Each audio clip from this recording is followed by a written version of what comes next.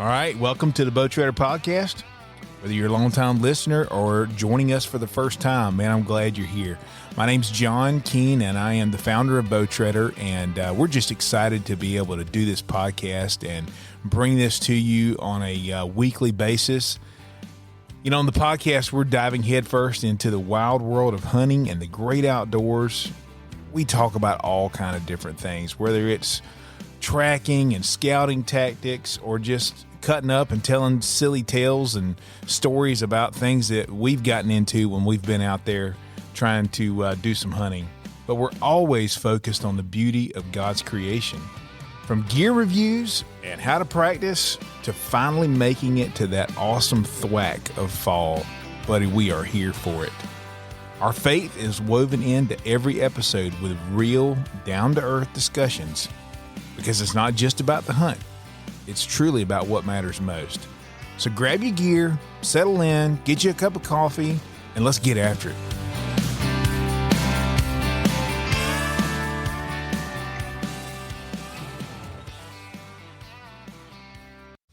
All right. Man, I feel more important now. You know, I try to mix it up. Guess good. There you go. All right. So, yeah, should be a good time. I see we're going to talk about arrows at some point, and Dub seems to be extremely opinionated on that. So I feel like we're going to get him to talk today. He seems fired up tonight. Yeah, I don't know. Yeah, he saw that on the sheet there, and all right, don't start clicking the pen and everything. We get in trouble for that. Well, we get in trouble for clicking pens and tapping tables and vibrating phones and stuff like that. That's funny. All right, so we got Brandon over here. He is running the show today. And by running the show, I mean he's pushing the buttons. One button. We don't have our headsets on, so we have no idea if anybody's going to hear us or not. But yeah. we're gonna talk to each other. And then we got Dub sitting across the way right here. Hello. That's all you're going to give people? Is hello? Yeah. And you got that big old energy drink, and that's all you got is hello? Liquid death. Why would you drink something called liquid death?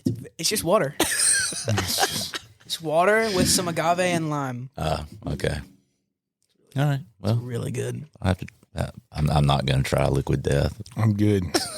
I did get hit in the ear with a baseball today at my son's baseball practice. So that's why we don't have headsets on. I might be a little bit more cuckoo than normal.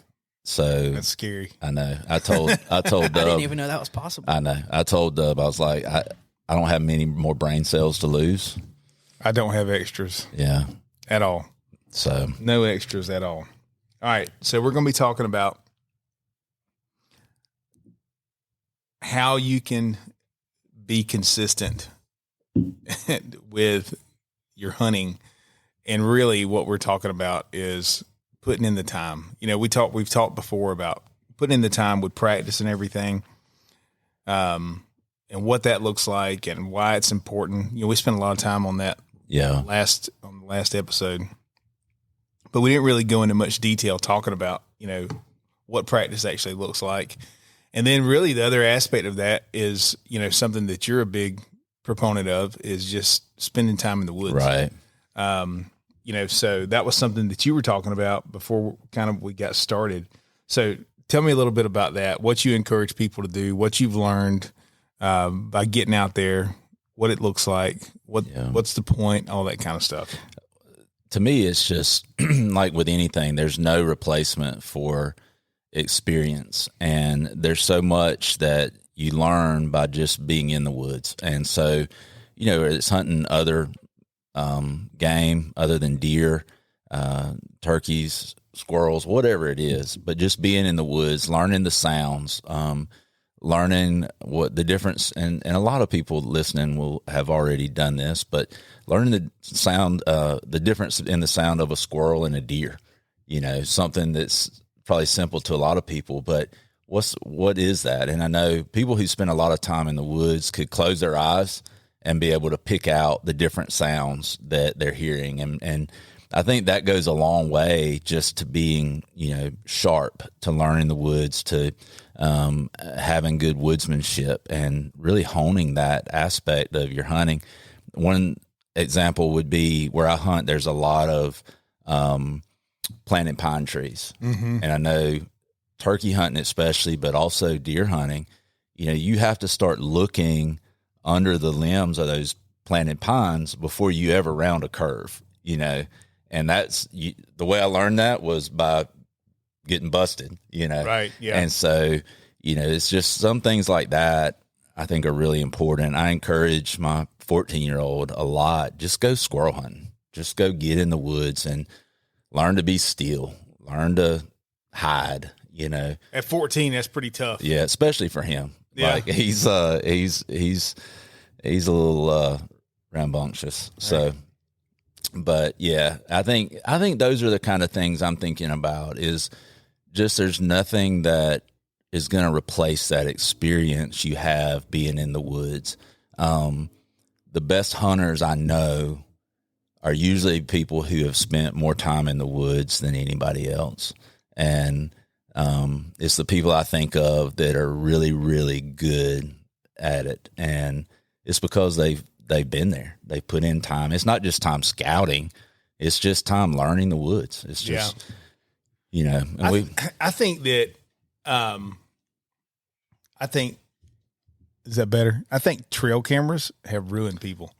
Now we sell trail cameras, we use trail cameras, and basically everything we use is a cell camera. They're such a useful tool, but people get lazy from them. Yeah, I mean, no doubt, man. And I think they're awesome. There's some states that they're illegal. You can't you can't use trail cameras anymore. I don't think we need to go to that Cell extreme. cams.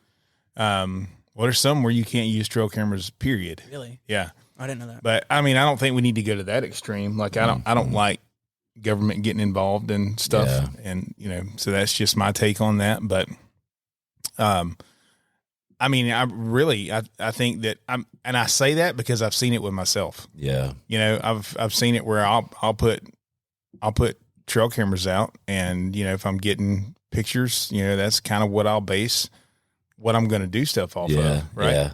And whereas in the past, when I was younger, we didn't have trail cameras. Like when trail cameras first came out, there were some of them that had like a freaking tripwire, and it would, the animal would trip the wire, and that would cause it to take a picture. You'd get one picture, and it would be a horrible picture. Yeah. I think there was some where you had to take them in. We'd take them to Walmart and get them developed. Yeah. I never used that type. I just didn't have them back then, but I've heard a lot of people talk about having to take them in and get the pictures developed. Yep. And then you got like 30 pictures of squirrels. Yeah. It'd be terrible. They'd be terrible pictures, because the trigger speed and everything was just different. But, that's one thing that I've noticed that I think that it's a great tool, but it's something that, we lean on it a little bit too hard, and it makes it where you don't really get to learn, you don't get to learn your woods. You don't get to learn the property that you're hunting on.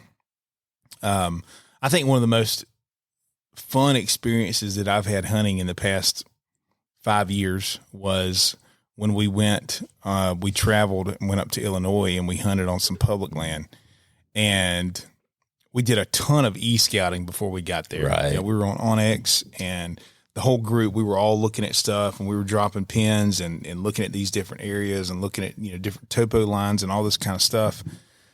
And then we're on the way up there, and one of the guys pulls it up because we're talking about where everybody's going to go the next morning. And one of the guys pulls it up, and he's like, he said, why is it red and got these red lines through it? I said, man, I don't know. I said, that doesn't look good. Yeah. And sure enough, the weekend when we were traveling up there was a special youth shotgun hunt. Okay. All right. So everywhere on this public piece of property where that was going on, they closed it that Sunday afternoon at dark. Yep. So virtually everywhere that we had scouted was now a closed area. Oh, gosh. So, and it was all of our pins absolutely irrelevant. Yeah, every single one of them, and So we got up there, and also the campsite we were going to, which I was told was open. We pull up to it, and the gate's closed, and it says we'll reopen in spring. Gosh. Wow. So we're up there, 9:00 at night or something like that. And this is Illinois, right? Yeah. So it's not that far, right? Right. Yeah, for sure. Well, we went there a roundabout way. We went to Arkansas first and did some waterfowl hunting, and then went from there to Illinois. Gotcha. And so we get there, after dark. I don't remember what time it was, but it was after dark. It was pretty late.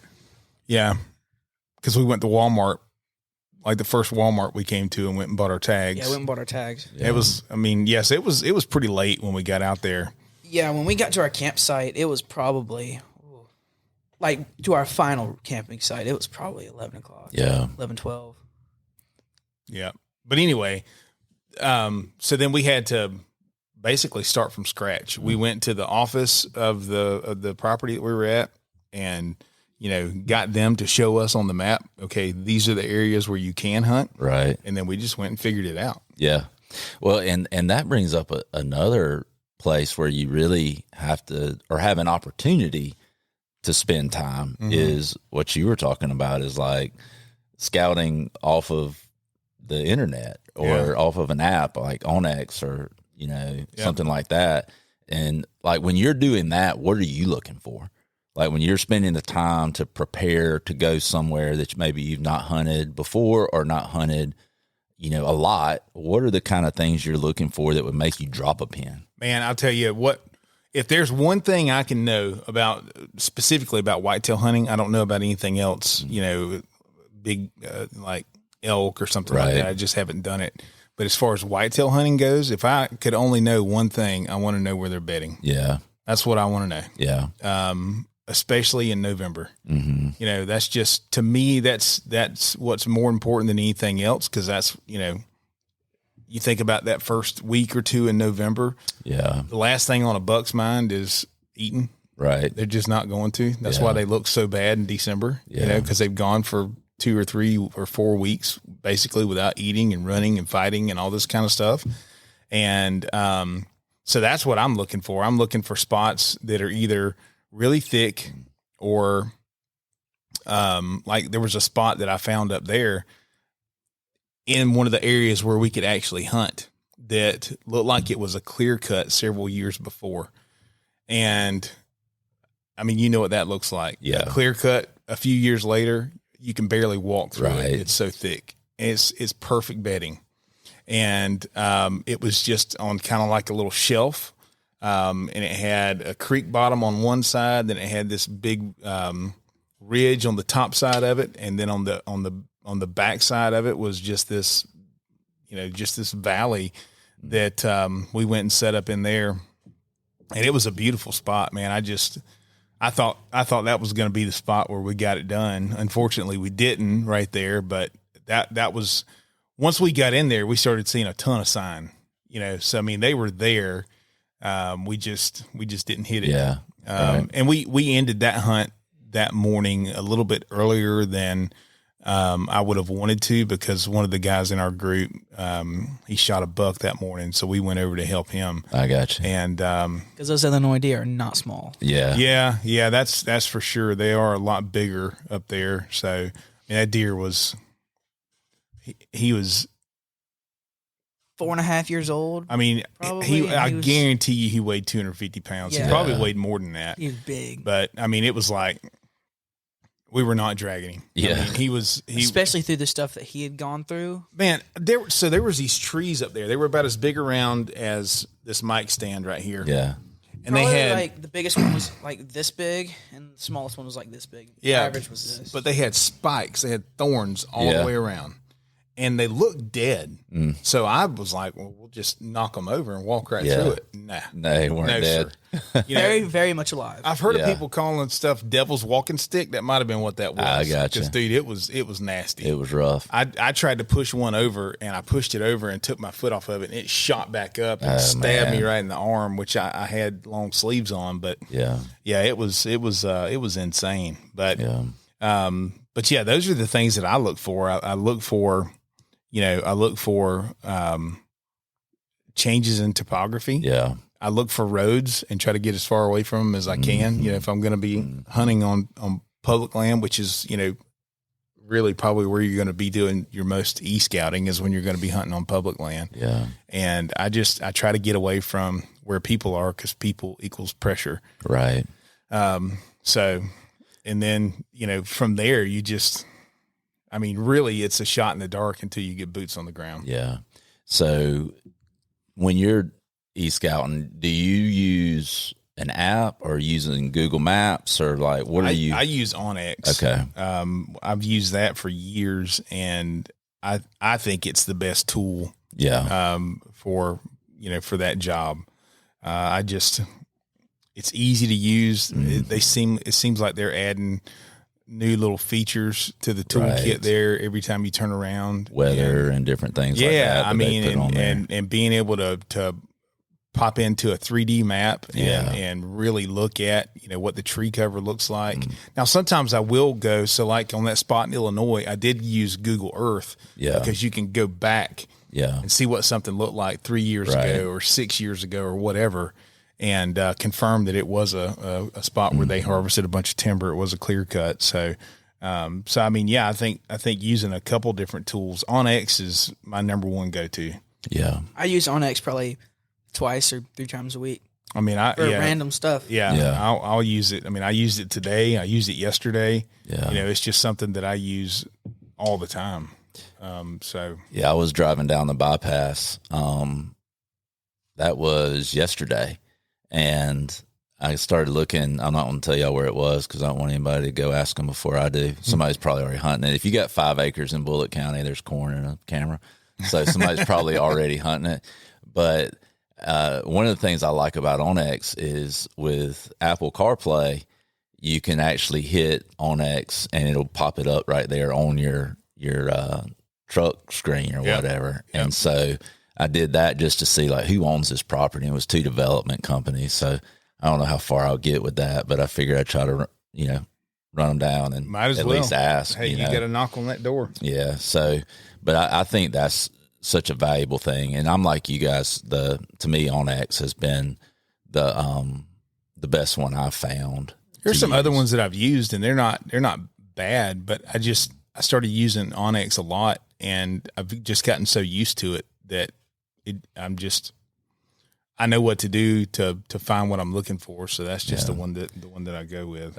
And just to show you that I don't have brain cells to spare, I always heard of this app Onyx, right? And I started using it. I was like, Onyx, well, why do they call it Onyx? And finally I went to Kansas duck hunting and we got in there one day. There's just hundreds and hundreds of mallards coming in and everybody's like, man, we were on the X today. And I was like, that's why it's on X. And so, not the. I've used an app called HuntWise before. I used to use that too for the deer cast. Yes, it actually works. Yeah, I don't like it. I haven't used it. I haven't had success with bucks with it in my personal experience, but with does, it actually worked really well.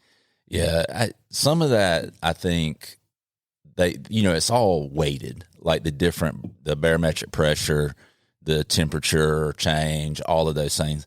And some of that I felt like they weighted too much, like it carried too much weight in the forecast of what the deer were going to do. But I know these are people who've been studying it way more than I have, but it just seemed like sometimes like a little bit of temperature variation would completely change the entire deal. And so I don't know. I kind of look at it like, you can't kill them sitting on the couch. That's what I was about to say. You know where I've never killed a deer from? Yeah. My living room. That's right. We could, but I haven't as of right now. I have never killed a deer from my living room. I've never shot any out my back door either. Yeah.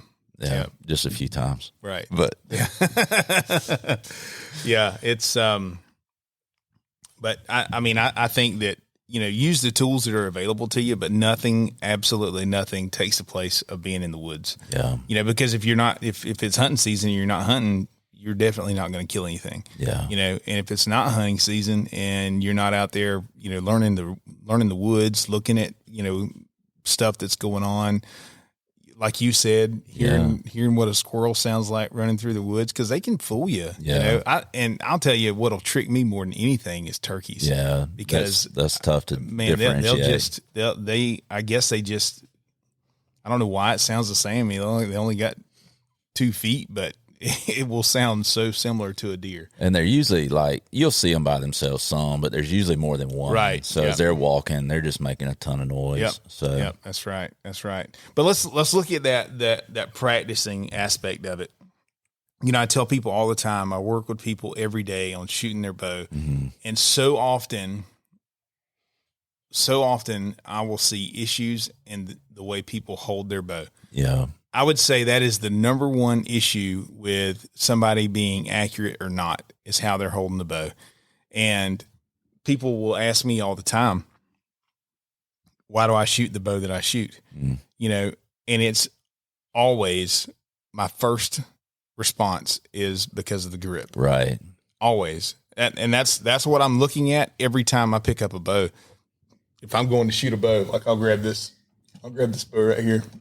Maybe. Can you? Maybe. Oh, there we go. So that bow right there, that is a Hoyt. That's an Alpha X 33. Yeah, Alpha X 33. So if you're not, when you go to grab that bow, like if you're over here, like I was working with a guy this week, Yeah. and he really just like hooked his thumb. So he's put more of the pressure on his thumb than on the meat of his hand? No. So what's happening when you do that is you've still got that muscle right there below your thumb, right? Okay. That's one of the biggest muscles in your hand. And you really want that on the back of that grip. The way he was shooting, he had that muscle on the side of the grip. I see. So it was putting a bunch of, lateral pressure on that bow, essentially causing him to torque it. Yeah.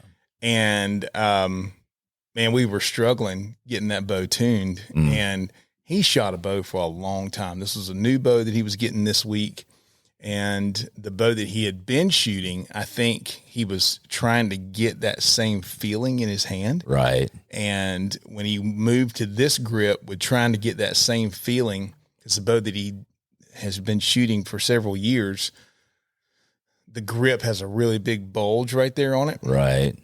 So he can probably get away with shooting that way. It's probably perfectly fine with that other bow. But with this particular bow, if you're not, so most bows, most grips are going to have a good flat back right there. Okay. So you see that big flat section right there? It's not rounded. It's not rounded. Now it'll be rounded on the edges just so it feels good to your hand, but it'll be flat right there on the back. If you don't get that big muscle right there on your hand on that flat part. Now, some people get up in the dovetail of the bow almost like they're shooting a pistol or something. Yeah. Some people will be down lower. That is a personal preference kind of thing. But if you're not on that large muscle in your hand on that flat part of that bow, you're going to struggle with downrange accuracy. That's what I do is I jam my hand as far as I can up into the grip. Gotcha. And then I try to put my crease of my hand right here. Yeah. So between just for people who aren't watching, between your thumb and forefinger. Yes. Right there.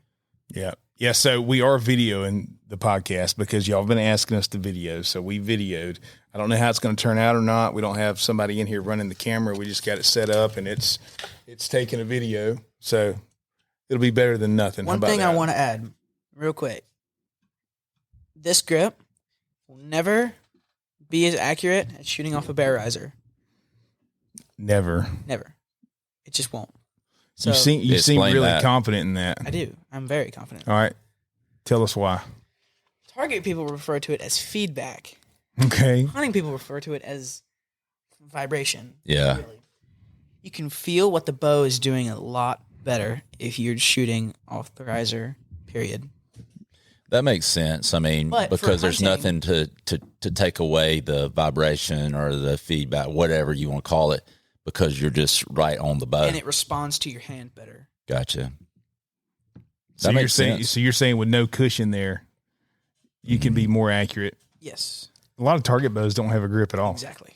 And the Hoyt target bow, the Stratos, and then now the Concept X, it's a grip, but it's like a plastic molded grip but you're still touching the riser. Yeah. No, I mean, that makes sense. It'd be like hitting a baseball with a bat that's like got heavy wrap or something on it. You can't feel the vibration as much. I mean, that makes sense to me that you could feel what you're doing better without something in between your hand and the bow. So, yeah. And I'd say one of the things that you need to look at when you're practicing is, making sure your equipment is set up right first, that it's at the right draw length, that the sight, if it can be leveled, that it is leveled, and then paying attention to your level when you're practicing. Yeah. And if you get to full draw and you see that your bubble is way over to the right or way over to the left,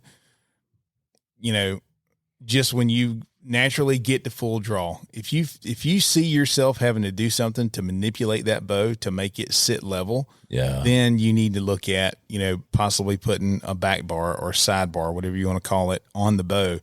And so often, guys that are hunting, they'll come in and they'll see that we have back bars available, and they're just like, I'm just going to be hunting with the bow. It doesn't matter.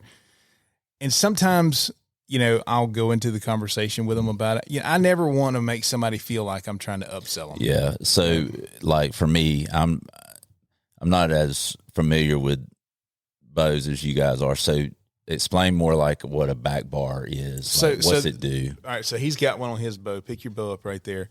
So you've got that bar that comes off the side, and you can adjust the angle of it. Okay. You can adjust, obviously, the weight that's on the stabilizer, just like you can with a front bar or front stabilizer. And it's really to get that bow to sit level without you having to manipulate it at all with your hand. Because if you're manipulating the bow, I would say with 90% certainty, you're putting torque into the riser. Yeah. And anytime you torque the riser, anytime you torque the bow, it's going to show up downrange. Yeah. You're going to see your arrow, you do something weird right as it releases from your bow or right before it gets to the target or something. And that's because you're putting torque into the bow, into the riser as you're going to shoot. So that's really what a back bar or what a side bar is intended for. Okay. Now, sometimes guys will do it, like target guys, they'll do it because they just want their bow to be heavier. Yeah. Because it helps them balance a little bit better or whatever. Like heavier bow holds steadier. Yeah, you'll see some guys on the target circuit that, there's one guy individual in particular. I'm not going to drop his name or anything, but anybody that's into archery knows about this guy. What's he call himself? The Hammer? The Hammer. Oh, Hammer. There you go. He will run some of the. You got to have a lot of confidence to call yourself the Hammer. Oh, he's good. He's good. This year he had 4 bars. Wow. But I've bars and 2 front bars. I've seen him before. Like he'll do YouTube videos when he's playing with his setup, trying to figure out what's going to be the best, and it'll look like this ridiculous contraption. Like how are you even going to shoot that thing? Yeah, just all the stuff that's hanging off of it, and he'll put blinders on his hat and stuff like that, which a lot of archers do that. A lot of target guys do that. But it's comical to look at. I mean, it works because like I said, he won. He's really good. He won the tournament he was at. Yeah, most recently. Yeah, he is definitely a pro shooter. There's no question about that. For years, he's been a pro shooter for years. Yep. Yeah. Yep. So he's like 7'1". Well, I don't know how tall he is, but he's big. Huh? Yeah, he's a big guy. Yeah. But. So the level aspect of it. So I would think that if you've got any torque and it's not level, it's going to be hard to even sight it in. It is. And, if all you're doing is going and shooting at 20 yards, you're never going to notice it. Right. Any bow can shoot great at 20 yards. Yeah. Sorry, bow manufacturers. That's just the truth. Anybody can set up a bow and sight it in to make one pin work good. It might take you a little while, right? But you can get one pin to hit accurately. And I mean, even let's say you torque a little bit, it might be off by an inch or so at 20 yards. Well, most people are going to be like, okay, I'm good.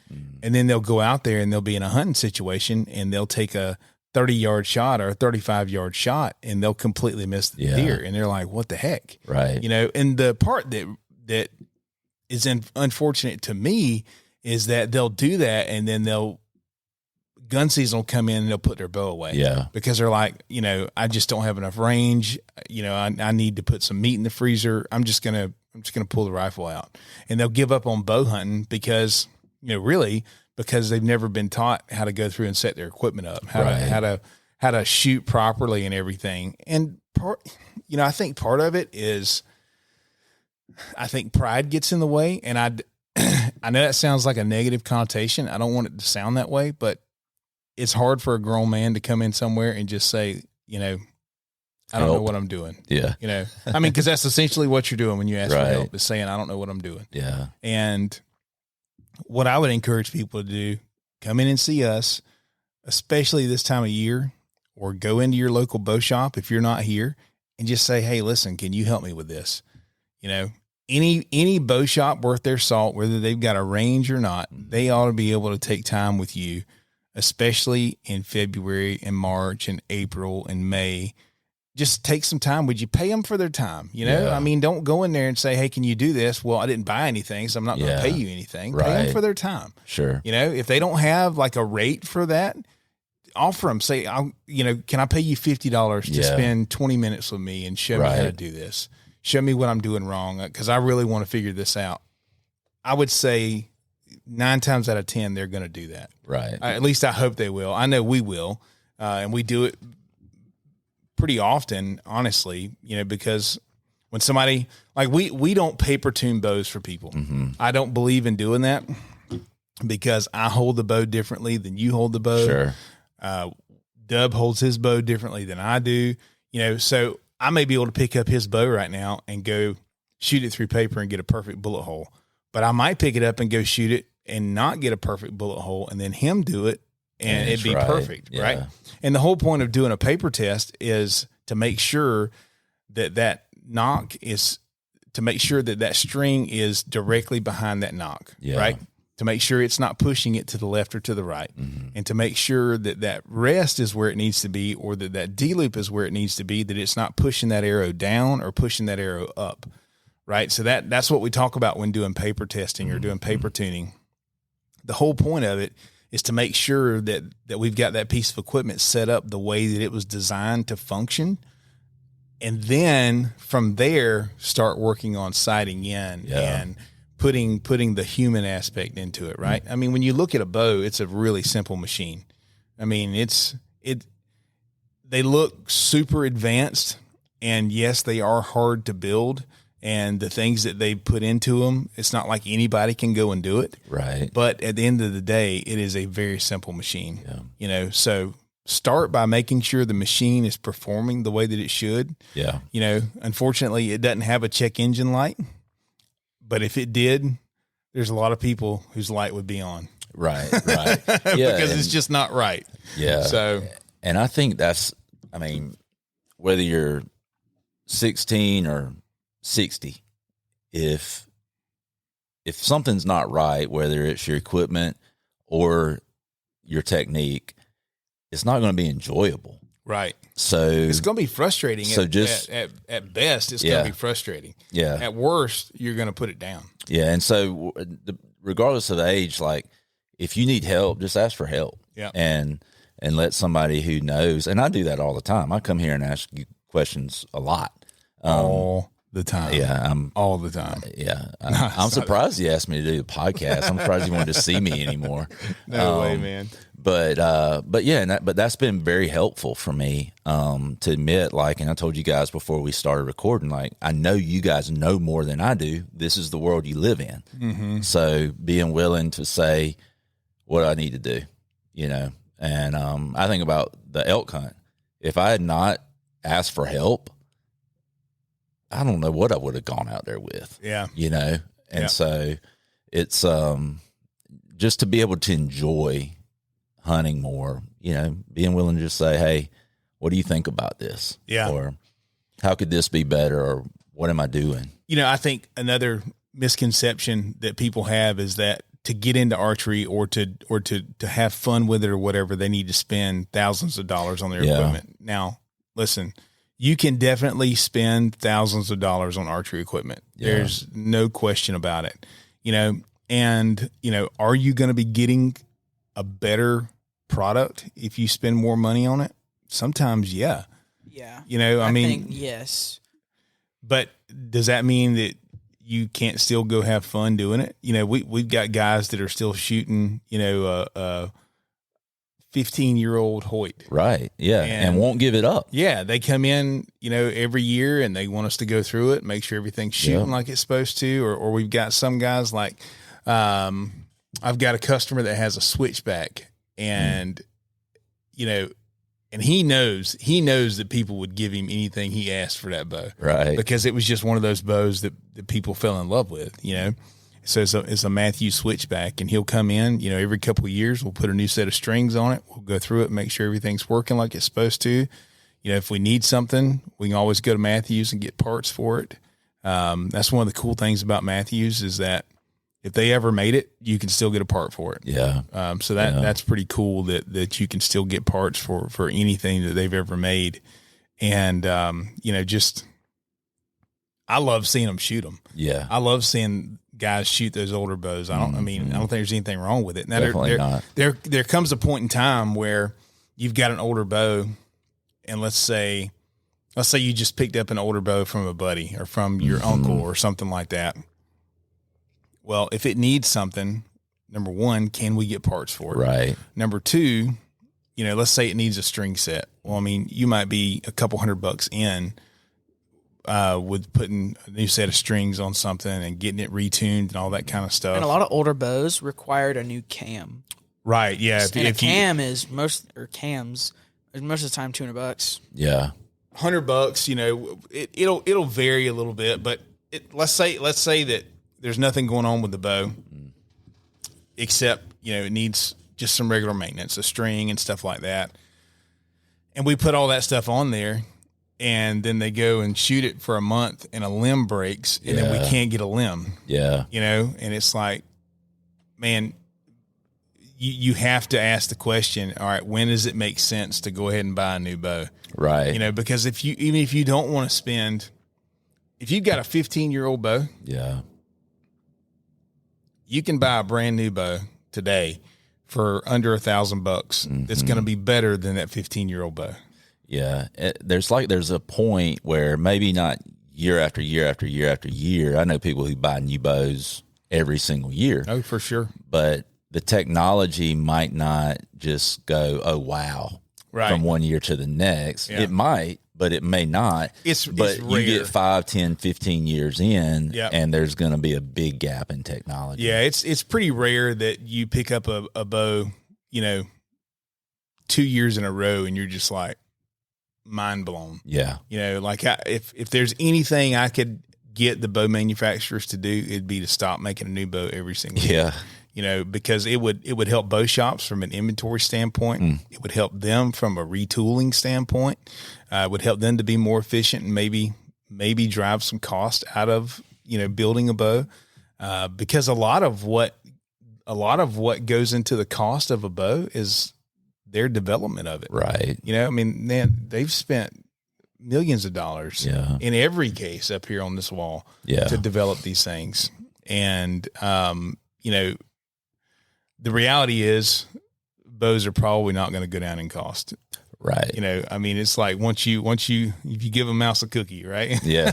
Yeah. So, but yeah, I think that there are a lot of options in the market right now, for bows that are in the $700, $800 range that are fantastic bows that if you're looking to get into it, you can grab one of those bows and go to town with it. Yeah. Like I'm shooting a bow right now that retails $750. Yeah. And I love that little bow.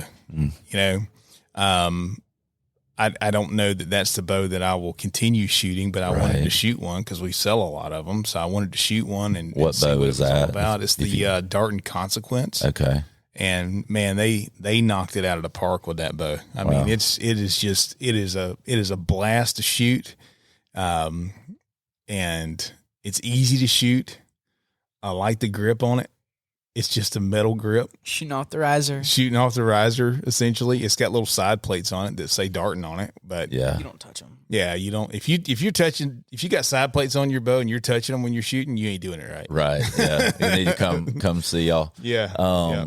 So, from my experience with it, I came in and I had a bow that was probably 10 years old.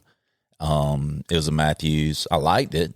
But I knew the technology had kind of past it. And so I came in and you guys set me up with a Hoyt. It was kind of a mid-level bow. I think it was maybe $800 or $900. And man, when I started shooting that bow compared to the one I had, absolutely loved it. Right. Like made the biggest difference in the world. I passed that bow on to one of my sons who was getting more involved into it. And I came in and you got me, well, I had the RX-7, which got confiscated by my one of my other sons. Right. And so then you helped me with that RX-8. And that's what I'm shooting now. And, I remember coming in here and you handed me 3 bows. And I think one was a Matthews, one was a Hoyt. I don't even remember what the other one was that day. We were putting all that together. But probably would have been like a Bowtech. Yeah, I think it might maybe so. Prime. Yeah. But I remember you saying, shoot these. And for me, that Hoyt, the RX-8, just felt more comfortable. When it was at the point where it would break, it just felt smoother to me. Right. And other people I know have a different opinion. But for me, I tried to go back and shoot the, I guess, mid-level Hoyt that I had. And for me, there was a really big difference. Yeah. And so like I said earlier, I never want anybody to feel like I'm upselling them or something. Yeah. So one of the first questions we ask somebody when they come in and they're looking at new equipment, one of the first questions we ask is what's your budget? What do you want to spend? Because I don't want to put a flagship bow in somebody's hands, and then they don't have the budget. For that. If what they're wanting to do is just get into it, or they're wanting to get an extra month out of hunting season, so they want to get a bow. And it's like, okay, well, if that's what you want to do, that's what we're going to set up. Right. Because if I put a flagship bow in their hands and then they shoot it, and then they say, I really didn't want to spend that much money, and anything they shoot after that point is not going to feel. It's not going to feel right. It's kind of like good. If the car dealer can ever get you to drive the vehicle, right, it's harder to say no. Yeah, but like you said, you can be successful with anything. And I've got friends who shoot bows that are, like you said, 10, 15 years old. Right. But it's really all in what you like and what you're comfortable with. But I just know when I came in and you guys helped me transition from 2 or 3 different bows, I could really tell the difference once we got to like a higher level bow for me. Yeah, there's definitely a difference. It's like I said, you can get into a really great bow for under $1,000 and really be fine with it. Yeah, and as long as you don't shoot that other bow, you don't know what you're missing. Yeah, exactly. Right. Yeah. But if you ever shoot that other bow, it's like you want to do whatever you got to do to buy it. And I never want to put somebody in that position. And the reason I do that is because I want people to be good stewards to their resources. No, I think that's very respectable that you try to give them something that's within their range and that they can be happy with and still be successful with. Yeah, listen, from a business standpoint, I would love to only sell flagship bows. Yeah. That's it. But in reality, I want to see archery grow. Yeah. I want to see the pie of archery grow. And whatever we've got to do that, that's what I want to be doing. I want to see this. I want to see this industry continue to do well. I want it to get to a point where it's really thriving. Yeah. And I think the only way that that's going to happen is when bow shops help it along. Right. Because there's only so much a manufacturer can do because they're really not touching the consumer. Yeah. Right. So I think it's really important that the way we interact with the consumer as an extension of all those brands that we represent is a big deal. So I think that's great. I'm asking a lot of questions. Man, you keep asking. I like to pick your brains on these things, but which doesn't take that. I'm kidding. Be gentle. So when you think about, and I go back to sports a lot. It's just where I spend a lot of time. But I think about with a baseball swing, you start with a good foundation. Mm-hmm. You start, we're going to build this thing from the bottom up with a baseball swing. So we're going to start with, where's your weight? How are you loading your hands or your hip or whatever it is? So the very first thing then you would look at is grip. Yeah. And how somebody's holding the bow is everything. Yeah. And I tell people all the time, and Dub, I've heard you doing this. I don't know if it's because you're doing what Dad's doing or what, but I tell people all the time, get your hand, get your hand where it needs to be before you draw the bow. Right. Don't draw the bow and then try to start moving your hand around, because you can do that, but to me, you need to get your hand where it needs to be and then draw the bow, because to me, I just think if you wait until you got pressure on there, you're not going to get it where it needs to be. Yeah.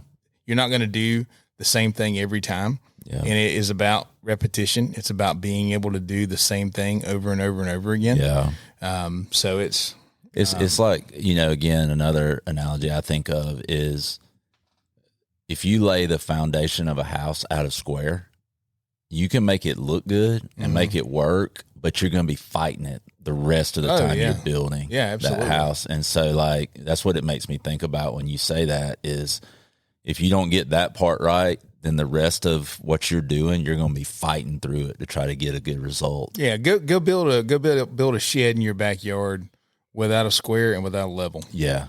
Yeah. Not going to be good. And don't come talk to me while you're in the process. Yes, that's right. That's right. Right. So what would you guys say is next after that? The most important thing? Man, I would say next after that is having a good release. Okay. What were you going to say, Dub? Rest. Yeah, the rest is important. Because it's touching your arrow. Anything that touches your arrow is so important. But I would say this. I would say that a whisker biscuit is fine. Yes. A true whisker biscuit is fine. Yeah.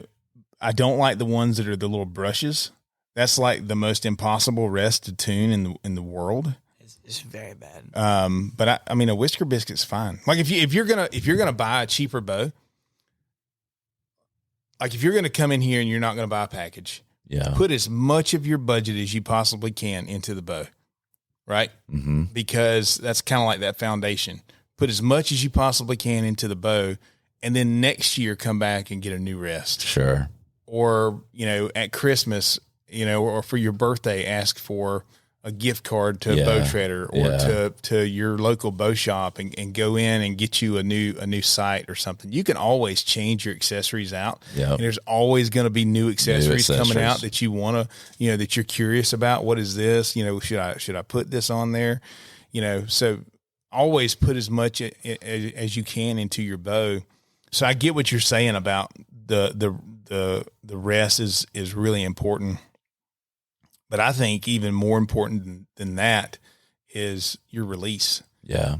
Because if you have a release that's inconsistent, I don't care what you're doing. Yeah. If you're shooting with a little, listen, there are tons of releases on Amazon right now that you can go and you can buy that release and Prime will get it to you and next day or maybe next month at this point. Yeah. Who knows? And they're kind of weird right now. Not what they once were, but that $12 or $19 release is going to give you problems. Yeah. Now I'm not saying that you need to spend $400 on your release.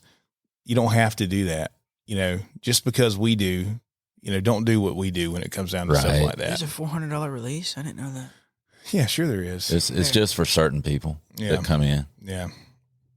Everybody else is 200. Like Brandon. It's just people like me. Those extra grace required people. That's right. EGR. Yeah. EGR. That's so. It. No, I think that having a good high quality release is a big deal. And then knowing how to actually use it. So often we'll see people that'll just slap the trigger. They'll be at full draw. They'll be doing everything sufficient. I'm not going to say perfect, but they'll be doing Right. everything really good. And then they'll reach up and they'll just pop that trigger. And it's like, what are you doing? Yeah. I mean, I've literally asked people that before. Did that thing say something about your mama or something? Why are you punching it like that? Every time my brain is just like, Yeah. Yeah. but I can't do that. You know, but that's one of the things that's pretty important. And if you hadn't realized already, this is something we can talk about for a very long time. But it's good. Like if we're gonna spend the time, and we talked about this last week, I think, which last week seems like it was a year ago. I don't know about that for y'all, but like for me, it seems like, did we record this a month ago. Yeah, it really was. It was last month. Yeah, but there you go. it feels like it has literally been a month, but it's really good because again, if practice doesn't make perfect practice makes perfect. Right. And so if something's off, then again, you're not going to get better. You're just going to get frustrated. Right. Yep. So I think all of this is great. And I know we don't have but so much time, but and I'm guessing difference between a wrist release and a thumb release preference. You know, preference is a big part of it. I think you can be accurate with both of them. Yeah, absolutely. I think that what I shoot the most now is a thumb release or a handheld release. And it's just because I've gotten really accustomed to it. I fought it for years. I didn't want to shoot one. Mm-hmm. But with working in the bow shop and being here and just needing to draw a bow, it's pretty aggravating to have to strap a watch on your hand every time you need to do that. Yeah, I just reach in my pocket. Yeah, so I just keep one in my pocket. I mean, man, I keep it in my pocket all the time. I'll catch myself just playing at with church with my release in my pocket. And I'm like, what is wrong with me? Yeah. You know, why do I have this in my pocket right now? But anyway, yeah, I think it boils down to personal preference. But if you're gonna do something like that, making sure that you really learn how to use it the right way, and that however you're doing it, you're able to repeat it. Yeah. You know, I mean, I say that so often, I get sick of hearing myself say it. Yeah. You know, but if you can't repeat something, you know, it's going to be bad. Absolutely. You know, it's going to be inconsistent if you can't repeat what you need to do. And that goes back to another sports analogy I use a lot when I'm trying to help kids with baseball is, you know, feel what you're doing right now. Feel it and then repeat it. Feel it and then repeat it. And I guess that's the same thing with shooting a bow is, you know, when you get it right, feel what you're doing so that it can become repeatable. And that's why that grip on the bow is so important to me, because the last thing I want to be thinking about when I'm in a hunting situation is how I'm holding my bow. Yeah. And if I see myself having to do something to manipulate my hand or something to make sure I'm holding the bow right, that thing's out. Yeah. I'm not shooting it. I will not. One of the things at practice today before I got ear-holed by the baseball, I was working with several kids on was I'll tell them no thinking in the box. Like once you step in the batter's box, no thinking. Like at that point, you've done all the work. Now it's time for your body to just respond. At that point, look for a good pitch to hit and hit it. Yeah. Because if you get in there and you can see some of them, like they're literally, their lips are moving where they're trying to think about what they're doing. And it's hard to hit that way. And same thing, if you're in a hunting situation, like you need to have done the prep so that your muscle memory takes over at that point. And if you're a dude, you can just go into your nothing box real quick. Yeah, exactly. Yeah, we're good at that. That exists. That's my Women favorite don't believe place. that it exists, but That's it my exists. I've been in there like a couple of times while we've been talking. Right Yeah, now. I've seen you kind of just drift off, kind of your head just turn away from everything. Anyway, but I think all of that is super helpful. At what point does where you anchor come in? As soon as you draw the bow. Yeah. I mean, that's very, very important. It's everything. And I'll tell people, I don't care where you anchor. It doesn't matter to me. I mean, and truly, it doesn't. Right. I don't care if you're sticking your thumb behind your neck or your finger up your nose. I really don't care. I just want you to be able to do the exact same thing. So the finger up your nose is okay? I've seen it before. Okay, I don't think it was intentional, but I've seen it before, and we kind of had a little laugh about it. The one thing that is I'd not say very bad, but is inconsistent when you anchor is some people use their fletching as a kisser button. Yeah. Yep. Don't do that. Which I don't like kisser buttons. I don't like kisser buttons either. You know, if you're gonna use something, use a nose button. I've set up a bow for somebody before, and they wanted a peep, and they wanted a nose button, and they wanted a kisser button, and I'm like, dude, which is there something else we can put on this string for you? Like, I don't like anything on my string. Yeah. You know, I want a peep, and that's it. But it's and kisser buttons had a place at one point in time, right? And I'm making thousands of people angry right now. Yeah. But I mean, it's like once you got a peep, there was no reason to have a kisser button anymore. Yeah. You know, that was part of the reason that you had that was for when you were shooting without a peep. Yeah. But that's just my opinion. Some people, they are so used to it that they want it. And you know what? We have them, we install them, we sell them, you know, whatever. That's fine. And I think if it makes you more confident, then use it, you know.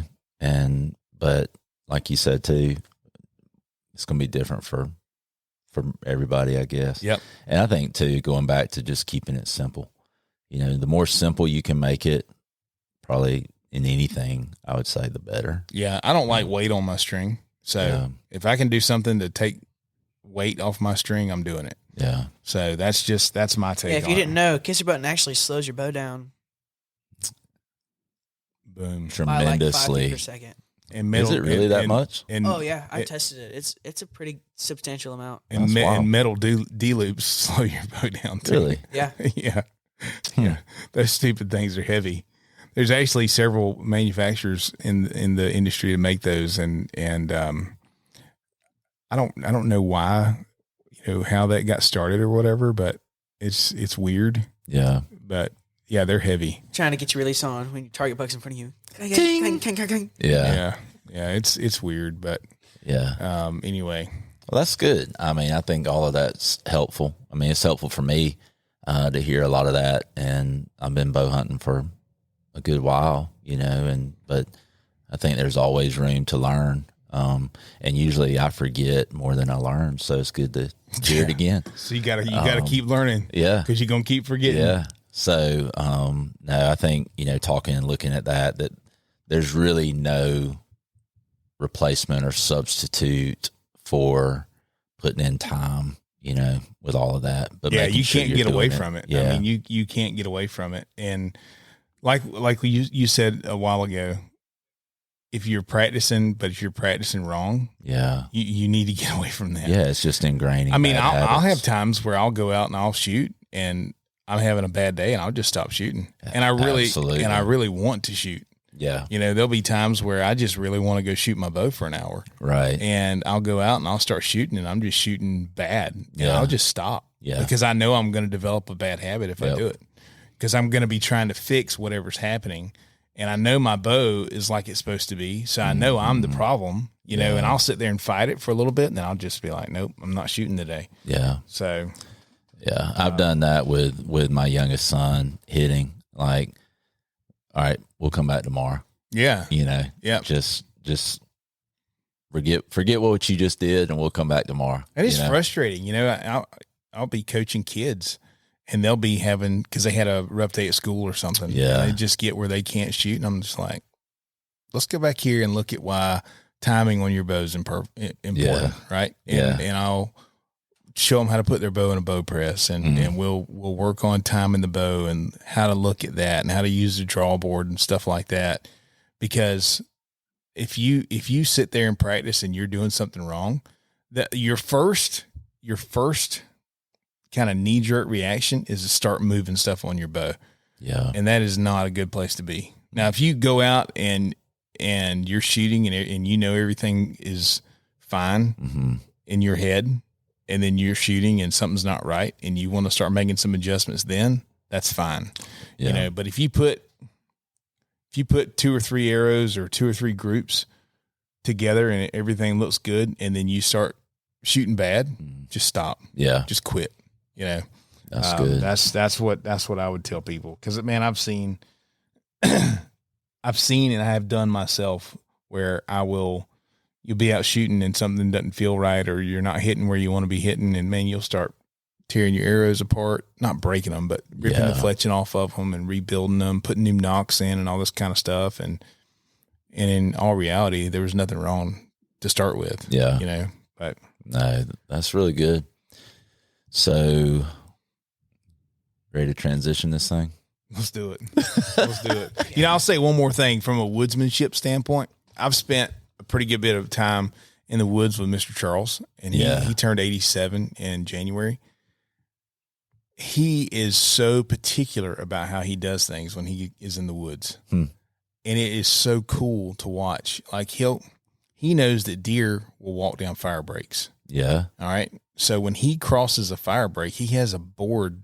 Like he has a spot on our place where he crosses a fire break every time he goes hunting. Yeah. So he's got this board. It's like it's a piece of decking board. Yeah. 5/4 board. It's like 10 or 12 feet long or whatever. He put wheels on both ends of it. Okay. And he will pick it up and roll it across the fire break, and then walk across the fire break on the board, and then pull it back across the fire break. Yeah.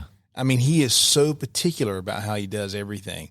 And he's like that because he's been hunting for so long. It's something he learned that caused him to do that. And he's watched deer go to wherever he walked and put their nose down to the ground and turn and walk the other way. That's right. Right? I mean, that's how that happened.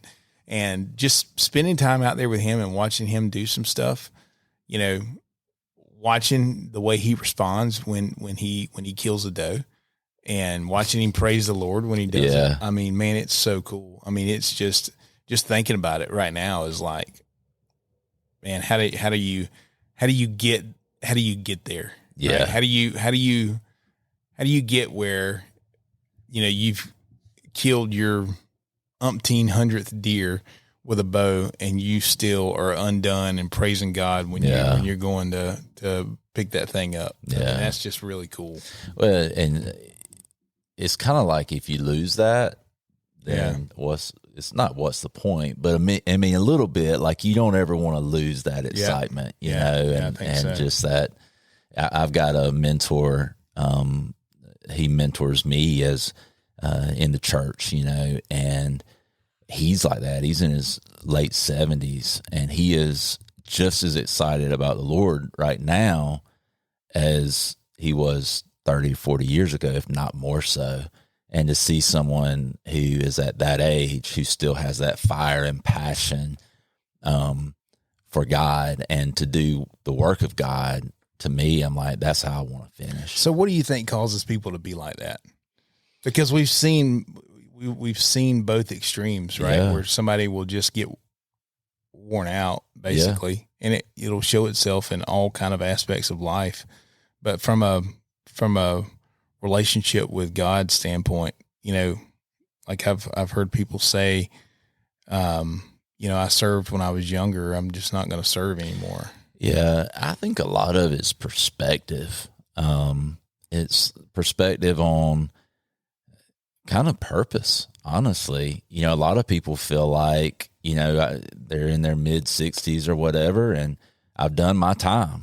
Yeah. And now it's time for me to kind of sit back and rest and let other people do it. But to me, that's like,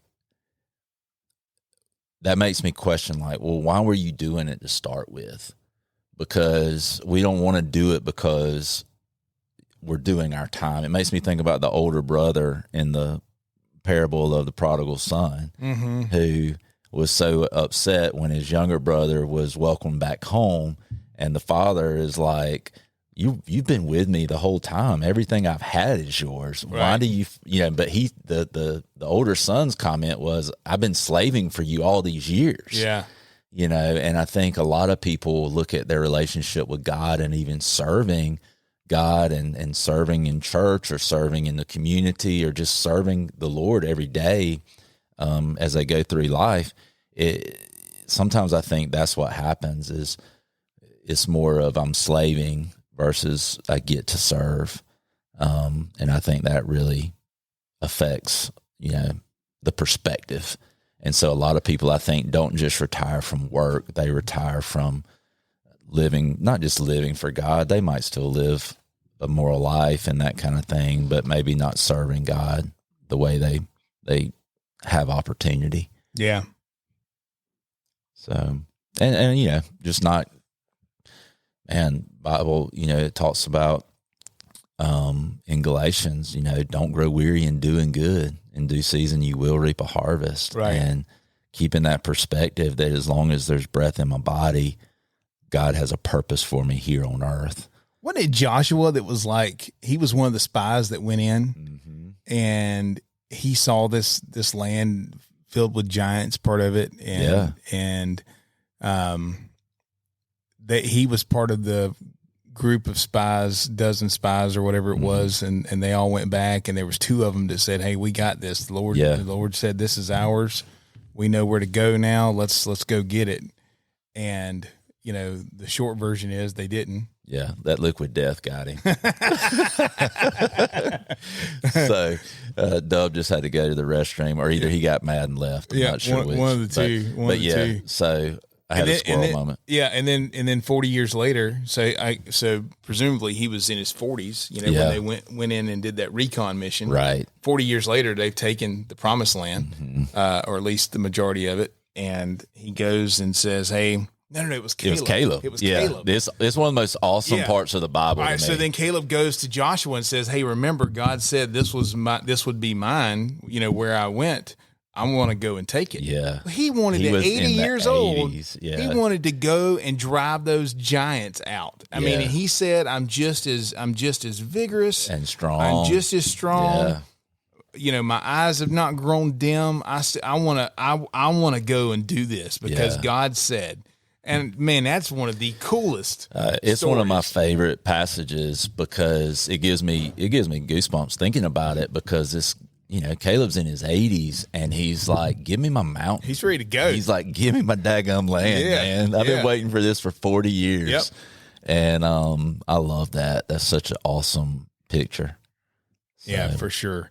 Now, so we talk about archery, and we've been talking about all these different things, and me saying I don't care where people anchor as long as they do the same thing every single time. Yeah. Which there are some things that are going to lend themselves more to being repeatable and being easier to do over and over again. But then we look at our relationship with God, and Jesus said that he was the way, the truth, and the life, right? Yep.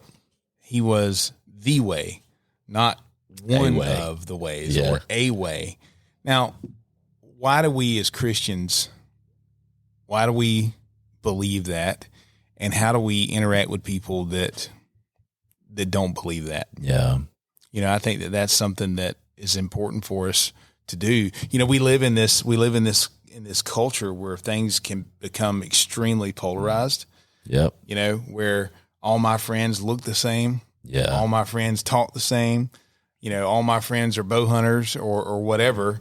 And, that's not the way God intended the church to be, right? We're not all supposed to just look the same. Right. There's going to be a day where all of God's people who have believed in him, believed that Jesus was who he said he was, and accepted the free gift that he offered of salvation, that there's going to be people from every tongue and tribe and nation in heaven, right? And they're all going to look different. That's right. And that's cool. Yeah. I'm ready. Yeah. Right? But when we look at our friend groups, do all of our friends look different? Are we only going to be friends with people that believe the same things we believe? Yeah. You know, and one of the places that I've seen that, you know, show up is in political beliefs. Right. You know, it's like Democrats and Republicans can't be friends with each other. Yeah. And that drives me crazy. Yeah, it is. It's so polarizing in the political world right now, where you can't have an opinion that differs. If you're not all in this one like basket of belief, then you don't have a place, you know. And I look at that, and I saw a video clip of Ronald Reagan in a debate. I think it was against maybe Walter Mondale, maybe. I could be getting that wrong. But in that, they were questioning Reagan's age. Mm-hmm. And his comment was, I promise, something to this effect. I promise that I will not use his lack of inexperience against him. I won't, right? Yeah. Or I won't use his youth against him and or lack of something experience. Like that. Yeah. And so, and then, I think it was Walter Mondale. He's over there laughing at what Reagan says. And so it wasn't this thing where you see today where people are at each other's throat all the time. They were actually able to sit up there and laugh even in this huge moment, even though their thoughts and their beliefs were a little different. I think when it comes to faith, the challenge with that is there is one way. Mm-hmm. And so being able to convey that in a way that someone can hear, and certainly the gospel at times is going to be offensive, but if it's offensive, I don't think we have to make it that way. Yeah, it doesn't have to be offensive 100% of the time. Yeah, if it's offensive, it's because it calls us to, like we talked about earlier, admit that we need help. Yeah, and I think that's a good point. Our speech is supposed to be seasoned with salt. Yes, to cause people to want to know. Yeah, why we are the way we are. Right. And just like I said, I'm ambassadors for all these brands that are represented on this wall back here. I need to do things that put their products in the best light all the time, and they all have their pros and they all have their cons. But my responsibility is to share what their pros are and why it would be a good decision to use any of those or choose to have one or the other. Yeah. And I think that the same holds true with how I interact with people about sharing my faith. It's something that we do every day. As often as we get the opportunity, we're sharing our faith with people. Yeah. And that does not mean we're beating people over the head with a Bible. Right. You can share your faith with somebody without ever mentioning the Bible. Yeah. I would say it's easier if you talk about Scripture. It's easier if you talk about a story that's in the Bible. And I would also say that, that opportunity is going to present itself. Mm-hmm. But if you walk around being a jerk all the time, you're never going to have that chance. Nobody wants any part of that. Yeah, you're never going to have that chance. Wouldn't you say that, Wes? I mean, and, most of the time in here, we're dealing with people that are happy. They're excited. Yeah. They're getting something new. They're doing something that is a hobby that they enjoy doing. So it gives us an opportunity just to talk with them. And, I think that there's something to be said about that. And then, how we share stuff with people, I think it matters. How you treat people matters. And listen, I'm not going to do the right thing 100% of the time. Yeah. I mess up every single day. For sure. Right. And, thankfully, that's not what Christianity is. Right. It's not saying, hey, I'm perfect. You're not. That's not what church is. Yep. It's not a building full of perfect people. Yeah. Because if that's what it was, I ruin it every time I go. Mm-hmm. Yeah, I think about Jesus even telling the disciples to beware of the yeast of the Pharisees. Right. And in that, he's talking about the hypocrisy. Mm-hmm. Pharisees were the religious rulers amongst the Jewish people. And he tells them, do what they say, not as they do. Now think about how much the word hypocrite gets thrown around in church. But I think, to me, and this is just my thought, I think a lot of times that word is misused because a hypocrite is not someone who's imperfect. A hypocrite is someone who's imperfect but claims perfection. Mm-hmm. And so literally taken from a word that in Greek was used originally for actors in a play, right? That would play more than one part, right? And they would have a mask over their face, and they would play more than one part, and so they played the hypocrite. Well, what were they doing? They were one person, but they're pretending to be someone else. And I think, to me, it's important to make that distinction that you're not a hypocrite because you're imperfect. You're a hypocrite when you're imperfect, but you have an air of perfection, or you actually claim like, I've got this figured out. Right. Yeah. You know? Yeah. And so I think that's important for us to understand, is like, God doesn't call us, he calls us to be perfect as he is perfect. But the realization is I need help, like, because I'm not that.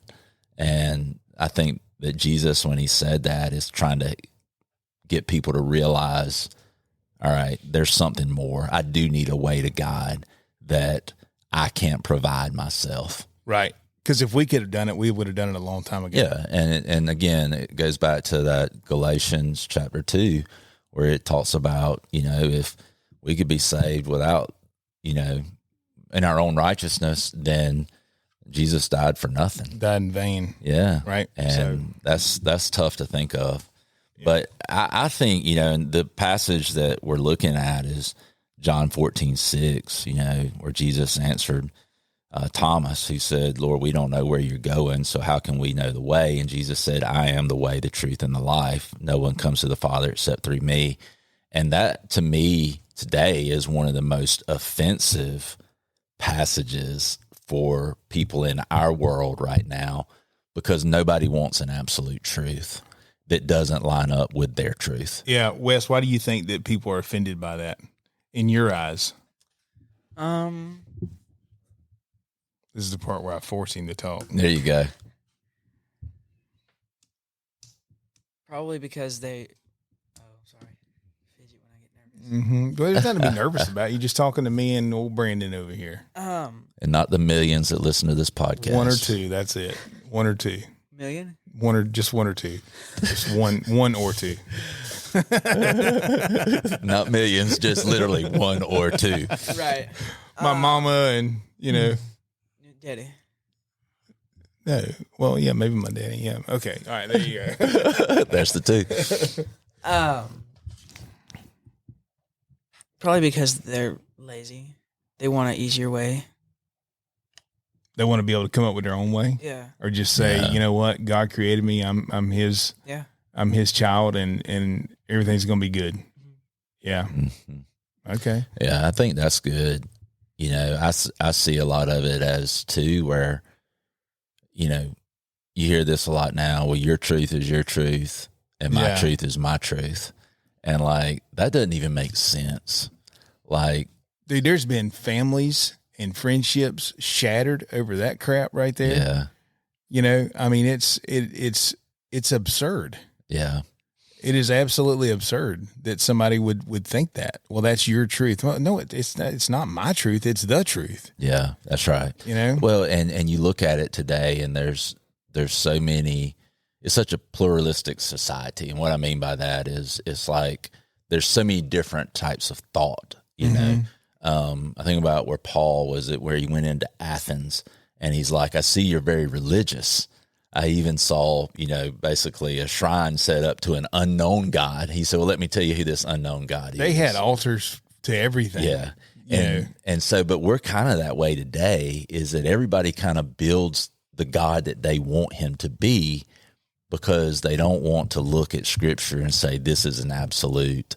And so it's just easier to kind of go with the flow of you have your truth, I'll have my truth, and kind of like what Doug was saying, it's like, we'll just let that work for us. But the reality is it doesn't work. And the reason it doesn't is because nobody else has done for us what Jesus did. And I think that's the hard thing, is for people to realize that there is one way, that there is no other option, that there is absolute truth. You can't say there isn't absolute truth, because if you say there isn't absolute truth, you're establishing an absolute truth. So you're contradicting yourself. Yeah. And so you look at that, and there has to be a standard. And, people will say, well, all roads lead to heaven, or all roads will lead to the same place. And I'm like, how can they when they go different directions? If they contradict themselves, how can both be true? Well, why is it easier to accept an untruth or a half truth versus something that's proven to be true? I think it's because is comfortable. It's comfortable. It's not polarizing. If I just normalize someone else's truth, then I don't have to take the chance of offending them. I don't have to take the chance of being criticized. So is it that we're so scared of offending somebody? I think that's part of it, yeah. And then I think, honestly, the church and believers, we haven't done ourselves any favors in really representing Jesus in a positive light in many cases. Okay. So what people have seen of Christianity, has been more of, and I'm just going to throw it out there, is what so many people have seen of Christianity. I mean, there's places where they're 2-3 generations removed from a Judeo-Christian background. So they haven't heard the things we've heard. They didn't grow up in the Bible Belt. And so what they know of Christianity is, this, pastor of this church, mega church and whatever was caught embezzling money, or he was caught having an affair, or he was, those different things. And so that becomes, well, that's those Christians again, or it's the Christians who do have that mindset of self-righteousness. And so it's off-putting to people. And a lot of it, I think, is people don't want to hear the truth of the gospel because we haven't represented it very well. The culture has known so much more of what we're against than really what we're for. And I think that is a huge problem in the church is, man, like, God is for us, right? He sent his son because he loves us. He sent his son even while we were enemies of him, when we had set ourselves against him. He made a way for us through Jesus. And that's the thing that I think is really important, is to be able to convey that in a way that is honest and forthright, but also the good news. But you can't have good news without bad news. And the bad news is none of us deserve to spend eternity with the Father. None of us. And so, but the good news is he made a way for us to. I think back to another time, another generation, and all they talked about was the bad news. Yeah. And right? I mean, even thinking back like into the 1700s, I mean, one of the most famous sermons ever written was Sinners in the Hands of an Angry God by Jonathan Edwards. And so there is the reality that God's wrath fell upon sin, and there will be a judgment one day. Yeah. But the great news, the best news that human ears have ever heard, is that God made a way for us to be saved from that. Right. And, it's one of those things where, gosh, I look at the cross and I look at what Jesus did for us, and why is he the only way? Again, no one else has done for us what he did. And what you think, well, what did he do? Well, he lived a life we couldn't live. Mm-hmm. He went to the cross, which was, even in the Old Testament, it talks about that anyone who hangs on the tree, which meaning cross, or whatever, as you look forward, is cursed. It's cursed, yeah. So he became cursed so we could become blessed in the presence and the purpose and the power of God. And so what's incredible, though, is that to think about this, and this is mind-blowing, it's mind-boggling. Jesus didn't just die for my sin or your sin. He died for all of the sin that has ever been committed, is being committed, and will ever be committed. And so, and all of God's wrath towards that evil, which is what it is, if you really call it what it is, fell upon him in that moment. Right. And I think about him in the Garden of Gethsemane and him asking God, if there's a plan B, could we do that? And he specifically says, take this cup from me. Right. And that's referring to the cup of God's wrath. That bitter cup that he had to drink from. And he knew that as bad as the crucifixion was physically, he knew that what he was about to endure, as far as the wrath of God falling upon him for every sin that was ever committed and would ever be committed, and the separation from the Father that happened in that moment was going to be so much worse. Well, he knew that he was about to experience complete separation from God, right? Which he never had. Ever. Yeah. And that's what he wanted to, Jesus, the man didn't want to go through the pain and the agony of it, but Jesus, the God, didn't want to go through the separation from God. And God literally turned his back on him when that wrath was poured out on him, because he can't look on, he can't even look on sin. That's how holy God is. And what's crazy, and it's so cool to me to see this, and makes me so grateful for what Jesus did, is that there was so much wrath and judgment poured out upon him that even creation responded. Right. Like there was the earthquake, the sky went dark. And you think about those types of things, that the earth literally split open, and because of the wrath of God falling upon him in that moment, and this moment that had been, prophesied, forecast, foreshadowed throughout all of history. And in that moment, all of it fell upon him so that it wouldn't fall upon us who would just believe and call upon his name, and receive, like you said, that free gift. So incredible to think about that. And, to see he did that. And even those who were made righteous, you can go back and read this in Genesis, but like Abraham, and it was just because he believed God. Right. That was it. And he trusted. So it's always been by faith, but for them, their sin still had to be paid for ultimately. And Jesus took that sin, and it wasn't like the little sins we think about, like, I told a little white lie. It was like the grossest sin you can imagine. All of it.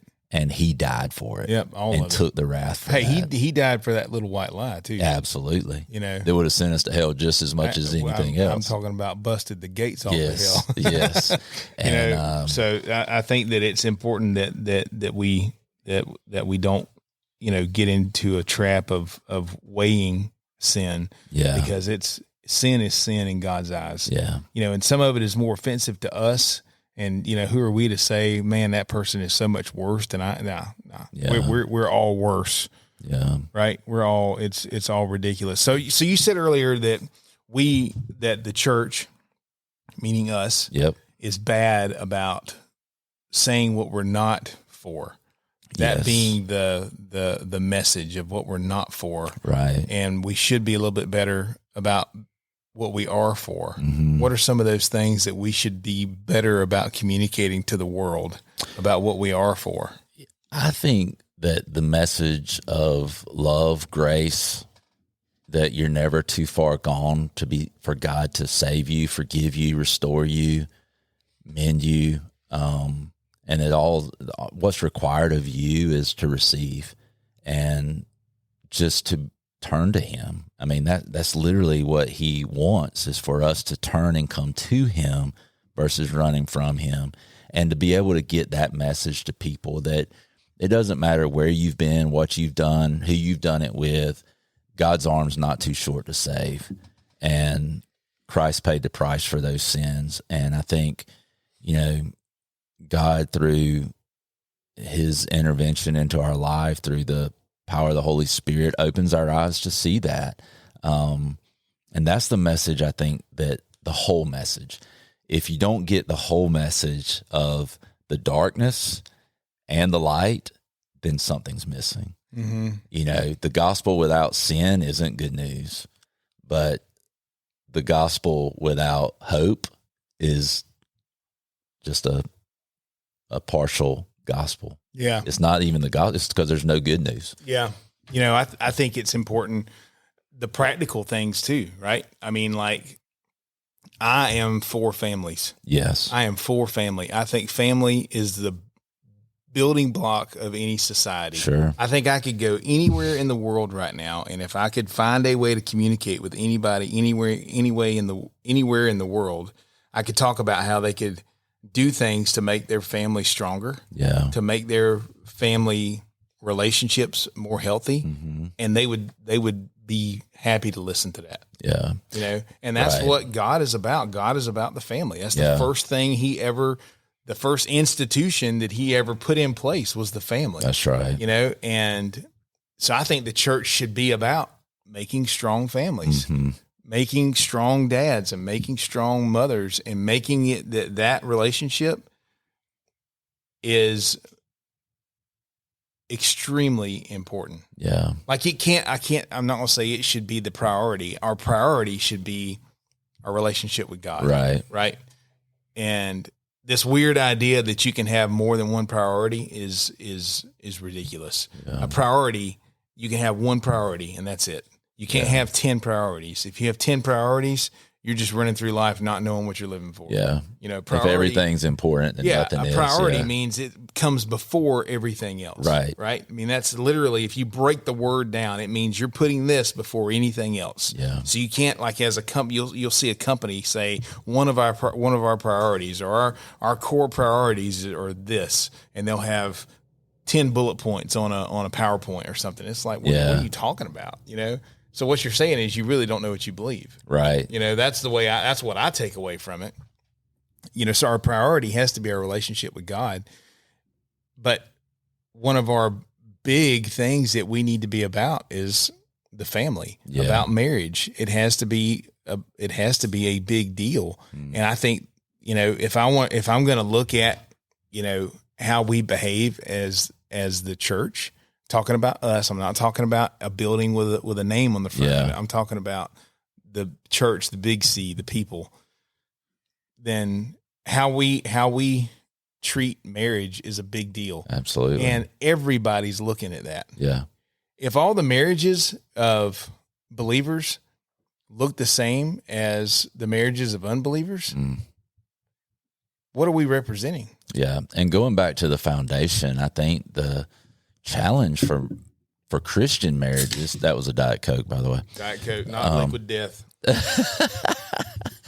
But the challenge for Christian marriages is oftentimes they're built on the same foundation as a non-Christian marriage, and oftentimes are even built upon a foundation that, you know, is incorrect. And so again, you end up with something that is hard to sustain, or built on their kids.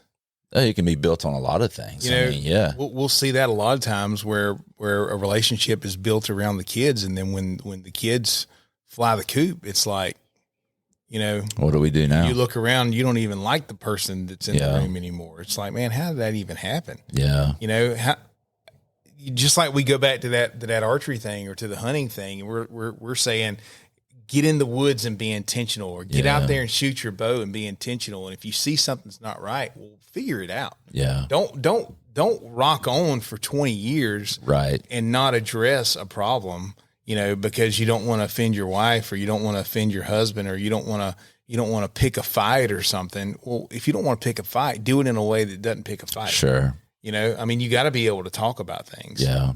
I mean, sometimes my wife will bring up stuff to me that I don't want to hear, you know, and sometimes I react instead of respond. Yeah. You know, I mean, I am guilty of that. And I hate it when that happens. And it usually results in an apology at some point, you know, where I go to her or I go to my family and say, look, I really screwed this up. I shouldn't have said what I said, or I shouldn't have done what I did, or whatever, you know. Whoops. Yeah. Whoops. But I think that when we're looking at those things that we should be communicating that we're about, you know, it should be evident in the way that we live. Yeah. It should be evident in how we respond to things. It should be evident in the way we respond to loss. Yeah. We don't know how to respond to loss, whether it's loss of life, loss of a job, loss of a child, of a spouse, you know, a spouse that graduates to glory sooner than we thought she was going to. We don't know how to respond to it. Yeah. You know, and we don't know how to respond to it because we never talk about it. Yeah. That should be something that we celebrate. Mourn, yes. we should absolutely mourn, because when that person leaves, there is a void in our lives. There's a void in our lives that we have to learn how to, not cope with it or make it go away as fast as we possibly can. Right? We shouldn't just move on and business as usual. Everything's fine. Well, no, Dad's not here anymore. Yeah. We have to. Life's going to be different. Yeah, it's never going to be the same again. Life's going to be different now. But how do we do that? And it's going to be different. It's going to be different for everybody in the family. It's going to be different a week after, and it's going to look different 5 years after. Right. Right. But how do we do that in a way that we're saying, I believe that when she took her last breath here, she took her first breath in heaven. Right. And I'm going to celebrate that. And I'm going to be okay with the fact that it was God's plan that she's no longer here with me. Yeah. But it's also his plan that I'm still here. Yeah. So what am I supposed to be doing? How am I still supposed to be growing? How am I still supposed to be a functioning person and not just cordial with people, but still loving my neighbor? Yeah. Right. How do I do that? And I think it's just something that we don't do. We don't talk about. Yeah. And those things are so painful and hurt so much, but ultimately, our hope is in heaven. Our hope is in Christ. Our hope is in something that is unchangeable. I just think we have to remind ourselves of that often. I think we do too. And I think we need to remind ourselves of it before it ever hits our door. Yes. If we're not living in that way, that's like if I were to go pick up one of these bows right now, let's say it was still hunting season, and I went and picked up one of these bows, and I went over there and I picked up a sight, and I got my release and I got my arrows, and I went to the woods. You know what? I'm probably not going to do very good. Yeah. I mean, I might do okay. Let's say I take a shot or two and make sure I can at least hit something. But reality is that I'm probably not going to be successful. Right. Because I wasn't ready. I wasn't prepared for it. And lack of preparation causes panic. Yeah. So if we're not prepared to do these things, like we go to church every week and we talk about how we believe all these things. We talk about these things that we believe, and we talk about, okay, we don't want to behave in this way because that doesn't reflect what we believe, or you don't want to do this because, man, you could experience the wrath of God if you do this, right? I mean, that's what we were talking about a few minutes ago. The sinners in the hands of an angry God, or whatever the name of the sermon was. But how do I prepare for every part of life the way God wants me to do it? That's what I want to try to communicate to people. You know what? We're getting ready to go into our 8th hunting season, and I am preparing to go into that 8th hunting season with this bow shop, and I'm so thankful that we get to do it. I'm excited about it. I look forward to it. I look forward to coming to work every day. Right. I enjoy what I do. God could take this away tomorrow. Sure. He could literally take this away tomorrow, or I could make a bad choice or something and it be gone. It could go away. And then what do? Do I stop praising God because I don't feel like it went the way that I wanted it to go? Right. No. I can't just praise him. I can't be like, man, God showed up. Look at this. Yeah. We got a new building and it's this brand new stuff. And God he showed up and showed out. Well, I better be ready to say the same doggone thing if this place burns down tonight. Well, and then I better be ready to say the same thing if it burns down tonight. And then my insurance company comes and says, hey, your alarm system didn't work the way it was supposed to, so we're not covering this. Sure. You know what? I mean, that would really suck. Yeah. I'm just going to tell you, that would really suck because there's a lot of stuff in here that would just be gone. Right. But I still got to praise God in that. Yeah. I got to, because I said, I have trusted him with my eternity, how in the world am I going to be in a place where I'm not going to trust him with today and tomorrow? Yeah. And that's what I'm saying when I get mad at him, or when I say things that I shouldn't say, or I behave in ways that I shouldn't behave. That's what I'm saying is I don't trust him. Yeah. That's what it really boils down to. And that'll drive people away from God faster than anything. Yeah. You know, if I say by my actions or my words that I don't trust him, they're going to be like, I'm out. Right. John don't trust him. You know, after all these years, he's been saying how much he trusts and all this kind of stuff. And then, you know, the crap hit the fan and this is what happened. I mean, that's a big deal, right? Sorry, I'll calm back down. Diet Coke kicked in really quick. But I just think that when we talk about that, we should be communicating the things that we're for. I think that it really causes us to do a serious evaluation about what are we for? Yeah. You know, what are those things that we're for? Yep. And okay, are the things that I'm for, do those line up with God? If I'm going to be a man after God's heart, what does that mean? Yeah. You know, because who he said that about was David. And David, boy, he had a lot of he made some mistakes, buddy. Yeah. I mean, he made some big mistakes, and there were consequences for it. Yeah. You know, and there were a lot of consequences for it. I mean, he didn't get to build the temple that he wanted to build because of the blood on his hands. You know, he lost a child because of his behavior and the things that he did.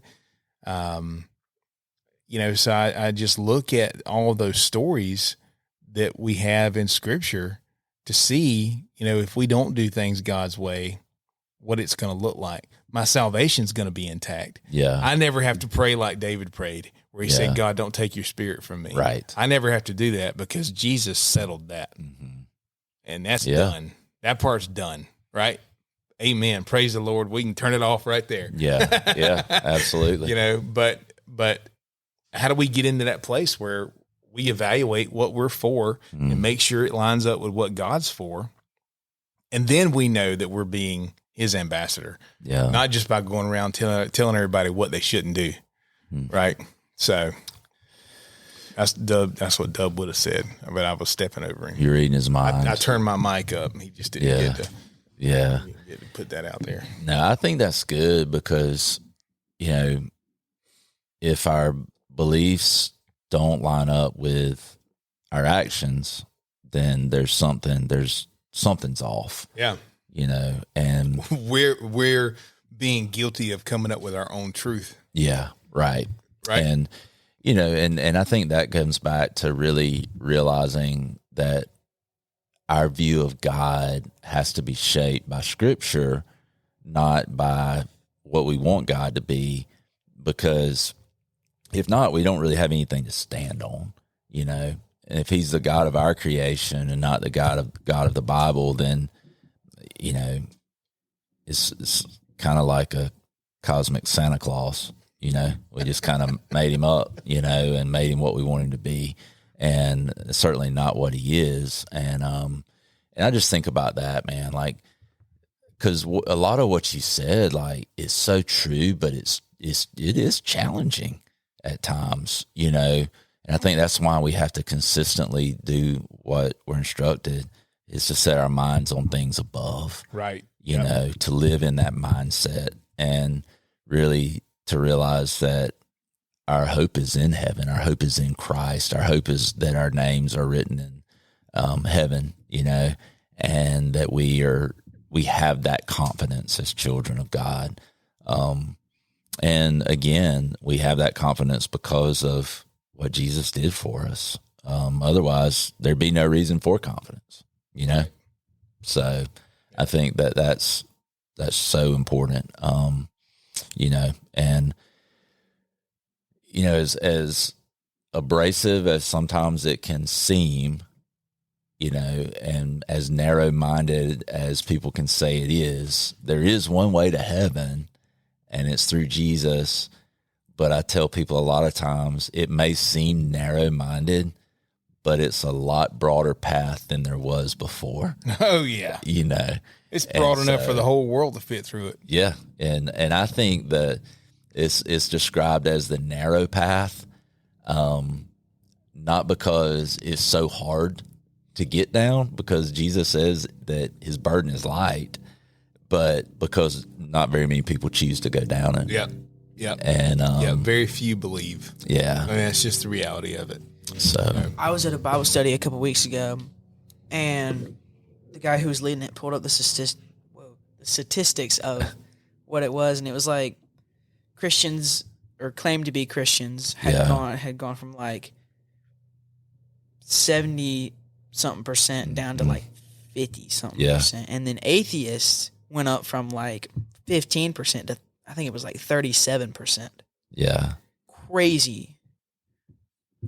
Well, and what's in the U.S. Sorry, that was in the U.S. And what's cool though is that God is still saving people though, right? And like, I think that's something that we have to have confidence in, is that the gospel still answers the greatest need that humans have. Absolutely. And the biggest problem we have is sin.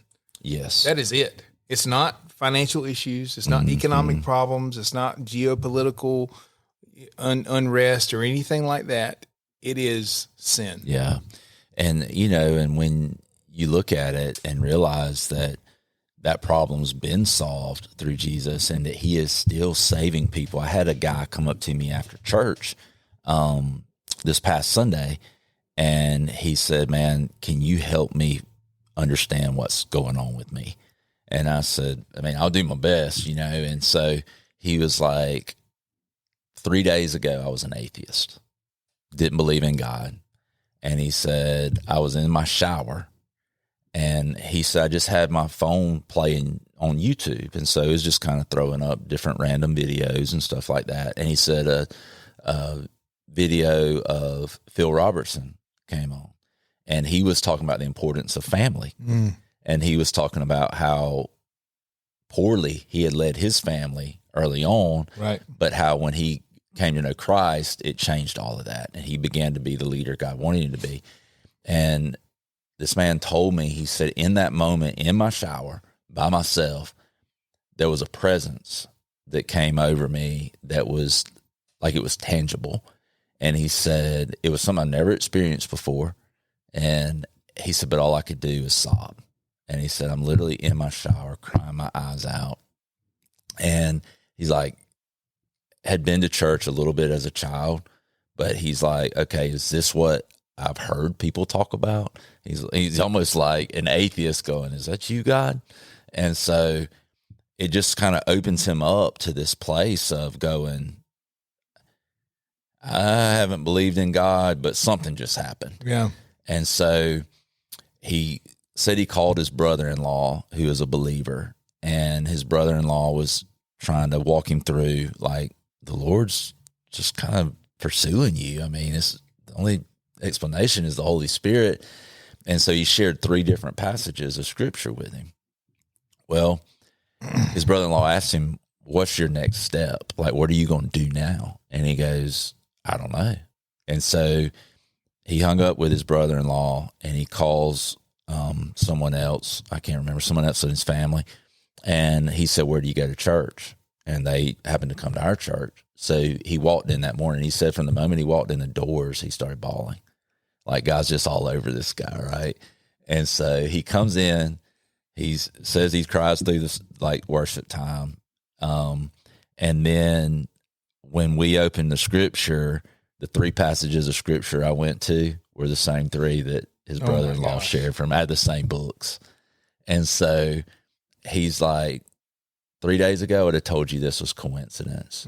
But he's like, there's too many things happening in my life that are telling me otherwise. And it wasn't the moment of salvation for him, but it was just this moment where I was able to say, whatever questions you have, we'll do our best to answer. And we want to help you, just walk this journey out. And for him, it was just that realization that God is real. Oh yeah. And I told him this. I said, look, today might not be the day that you say yes to Christ, but he's not going to stop pursuing you. Like, he's after you, and it's because he loves you. And like, my hope is that you'll say yes to what he's drawing you to. And so it was a really cool moment, to be able to help him kind of understand what was happening. But I guess I say that just to say, with all the statistics that point to the wrong direction, God's still turning lives around. And that's encouraging, even when, man, it can look pretty dismal, but our hope is in Christ who made a way. That's it. It seems too simple. Yeah. And we like to complicate it. Right. That's right. So, Man. well, Dub looks like he needs another liquid death. All right. We're going to call it right there. Thanks, Dub. You did good. Appreciate you, man. Led the way. Or we should hit the button. Thanks for joining us on the podcast today. I hope you enjoyed listening. Hey, reach out to us and let us know what you want to hear about. Join the conversation online. Hop over on your favorite social channel and give us some comments. Shoot us an email. You can email us at podcast@bowtreader.com. That's BOWTREADER.com. We'd love to hear from you. Love to hear about maybe if you want to come join us on the podcast, or any kind of topics that you want us to cover, regardless of what it is. If it's hunting related, something that's specific to bows or arrows, new gear, old gear, if you got any kind of spiritual questions, anything about your faith that you're interested in, reach out to us and let us know. We'd love to cover it for you. And thank you again so much for listening. God bless you.